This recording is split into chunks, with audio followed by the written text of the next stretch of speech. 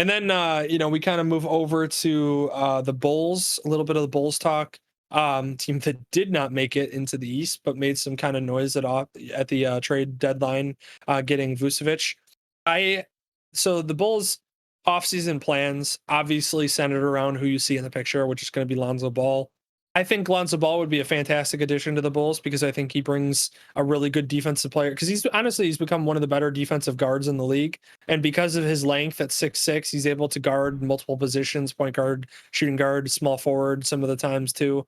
So I really think that that's going to be the move, honestly, because it'll also be a really good distributor who can contribute as far as points go.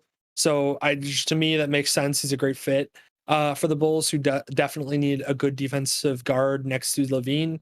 Kind of takes the pressure off of Levine having to guard, their best guard, and so on. So I think that that would be a great signing. I don't think that we should overpay for him, but he also at the trade deadline basically said that he only wants to go to the Bulls, and I forget who the other team was. He wanted to go somewhere in the Bulls, but Really? I it didn't was even one know of he was those. pointed out at all.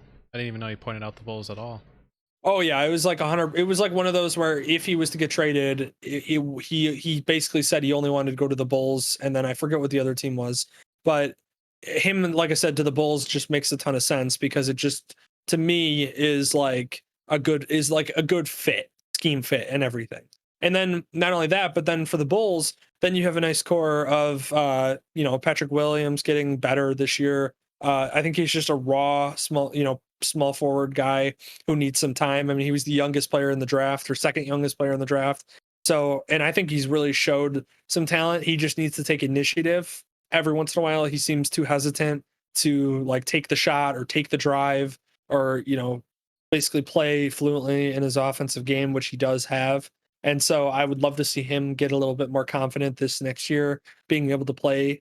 And hopefully they can draw up plays for him so that way it gets him that confidence going, because I think he'll definitely develop into a really good player.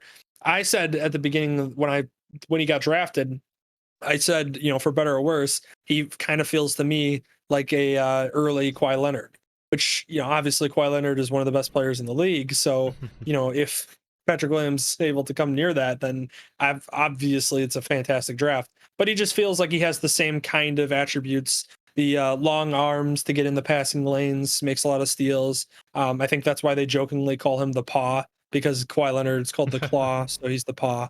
Because he's like baby Kawhi. And then Right. he's also got that mid-range game, just like Kawhi too, which is why that's his mid-range game, and his ability to play defense and have those long arms to get in the passing lanes is really why I thought he was like a baby Kawhi. But he essentially, that's what he plays like. So I would love to see him develop. And then I think obviously Vucevic getting in that offense and having an off season to work with Levine. I do think though that they need to work on an extension for Levine. Levine wants to be in Chicago. He said it.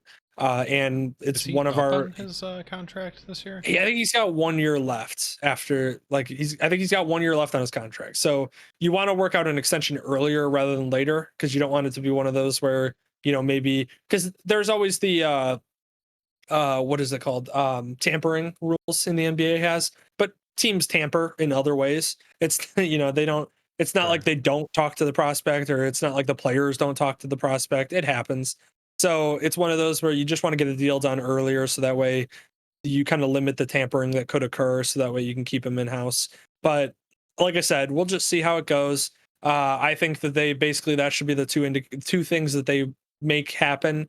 And then I think the third thing that they really need to kind of make happen is to get some shooters, and consistent shooters. So I heard, Kelly Oubre was a name that I heard thrown around.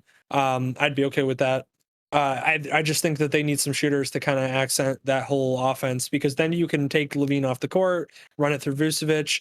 You could take Vucevic off the court and run it through Levine. Lonzo will be able to distribute the ball around. I think if you came back with a team that had the starting lineup of Lonzo, Levine, P. Will, and then maybe Thad is there, and then you have Vucevic at center. I think that's a really good team that can develop together, and so I would love to see them for a full season. So we'll just see. We'll see what the Bulls do. They're going to be active, because I know that Artuvis is that way.